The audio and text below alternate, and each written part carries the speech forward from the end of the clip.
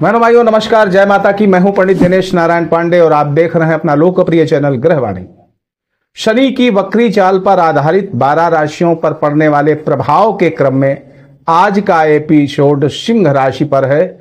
सिंह राशि और सिंह लग्न के जातकों पर शनि की वक्री चाल का क्या प्रभाव पड़ेगा, इसी विषय को लेकर के क्या इनकी आर्थिक स्थिति रहने वाली है, कैसे इनके पारिवारिक संबंध रहने वाले हैं, इत्यादि इत्यादि विषयों को लेकर के। बहनों भाइयों, वक्री शनि की चाल का प्रभाव, सच्चाई यह है कि कोई भी ग्रह वक्री हो और उसका क्या पूरी तरह से प्रभाव पड़ेगा, ना प्राचीन ज्योतिष ग्रंथों में इस बारे में है बहुत ज्यादा, और ना प्राचीन विद्वानों ने इस विषय में बहुत ज्यादा बताया है। वर्तमान के विद्वानों ने भी एक अनुमान लगाया है और उस अनुमान के आधार पर जो कुछ उनको समझ में आया उन्होंने बताया।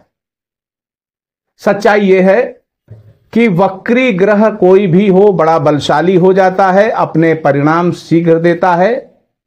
दूसरी सच्चाई यह है कि वक्री ग्रह के जो भी प्रभाव होते हैं अनपेक्षित होते हैं, अप्रत्याशित होते हैं। और तीसरा ये कि अगर आपकी जन्म कुंडली में शनि वक्री अवस्था में है तो इस वक्री शनि की चाल का आपके ऊपर कोई विशेष प्रभाव नहीं पड़ने वाला। यानी एज इट जैसी स्थिति आपकी चली आ रही थी, थोड़े से परिवर्तन होंगे, और वो क्या परिवर्तन होंगे वो अभी बताऊंगा। और अगर आपकी कुंडली में शनि वक्री नहीं है तो क्या प्रभाव पड़ेंगे, आइए चालू करते हैं अपनी बात। बहनों भाइयों, सप्तम भाव में सिंह लग्न और सिंह राशि से सप्तम भाव में शनि का गोचर हो रहा है। मूल त्रिकोण राशि शनि की कुंभ राशि और उसी में शनि वक्री। कुछ विद्वानों की मान्यता कि शनि वक्री अवस्था में अपने पीछे भाव का भी फल देता है, यानी छठे भाव का भी फल देगा, और छठे और सातवें भाव का स्वामी होता है सिंह लग्न में शनि, सिंह राशि में शनि छठे और सातवें भाव का स्वामी होता है और वहां पर इनकी कार्मिक ऊर्जा व्याप्त रहती है। क्या प्रभाव पड़ने वाला है, तो सबसे पहले दृष्टि प्रभाव देखते हैं। पहली दृष्टि नवम भाव पर पड़ेगी, यानी पूजा पाठ से मन थोड़ा सा विरक्त होगा।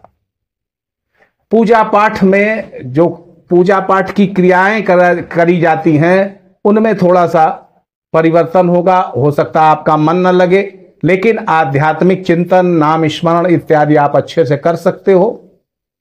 ईश्वर के प्रति लगाव भी बढ़ेगा, लेकिन क्रिया विधियों में फर्क पड़ जाएगा।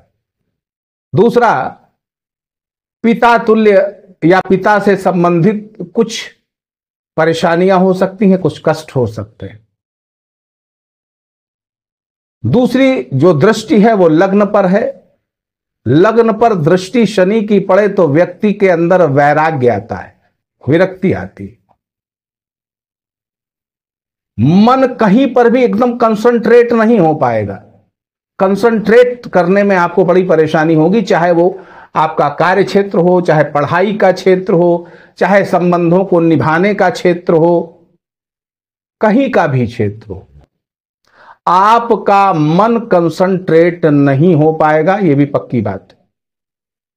शनि वक्री अवस्था में अगर आपकी कुंडली में है तो दांपत्य जीवन में कोई विशेष बदलाव नहीं होंगे, दांपत्य जीवन बढ़िया चलता रहेगा। लेकिन अगर आपकी जन्म कुंडली में शनि नॉर्मल स्थिति में है और वक्री शनि की अवस्था में आपके जो जीवन साथी हैं उनसे संबंधित कुछ परेशानियां, कुछ संघर्ष की स्थिति पैदा होगी, कुछ वाद विवाद पैदा होगा, कुछ स्वास्थ्य संबंध परेशानी पैदा होगी, लेकिन विशेष खराब स्थिति नहीं रहेगी।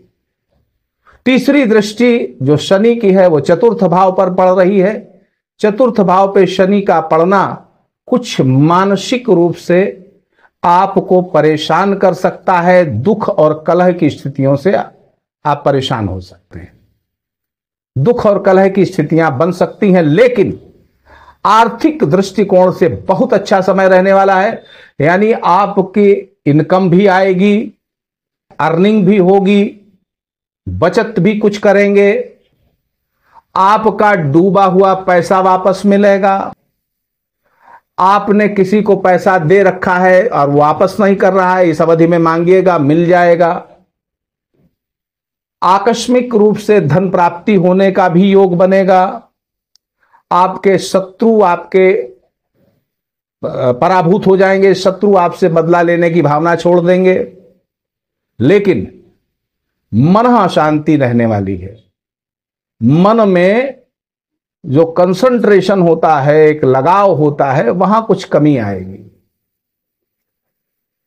कार्य क्षेत्र ठीक रहने वाला है, आपके एफर्ट्स ठीक रहने वाले हैं। आप प्रयास करेंगे किसी भी क्षेत्र में तो उसमें आपको सफलता मिलेगी। कुटिलता मन की दूर रखिएगा, मन में किसी के प्रति बुरा भाव मत रखिएगा, क्रोध पर नियंत्रण रखिएगा और सुंदरकांड का पाठ करिएगा। सुंदरकांड का पाठ करिएगा, हर शनिवार को बहुत फायदा मिलेगा। और कुल मिलाकर के अगर हम इन ब्रीफ कहें तो आर्थिक दृष्टिकोण से ये वक्री शनि की अवधि आपके लिए बहुत अच्छी रहने वाली है। परेशानियां थोड़ा सा कलह को लेकर के हो सकती हैं, कुछ बीमारियों को लेकर हो सकती हैं और कुछ मानसिक अशांति इस बात को लेकर के हो सकती है कि आप कहीं अपने आप को कंसंट्रेट नहीं कर पाएंगे। आप सुखी रहें, समृद्ध रहें, इसी मंगलमयी कामना के साथ मैं पंडित दिनेश नारायण पांडे आपसे विदा लेता हूं। प्रेम से बोलिए जय माता की।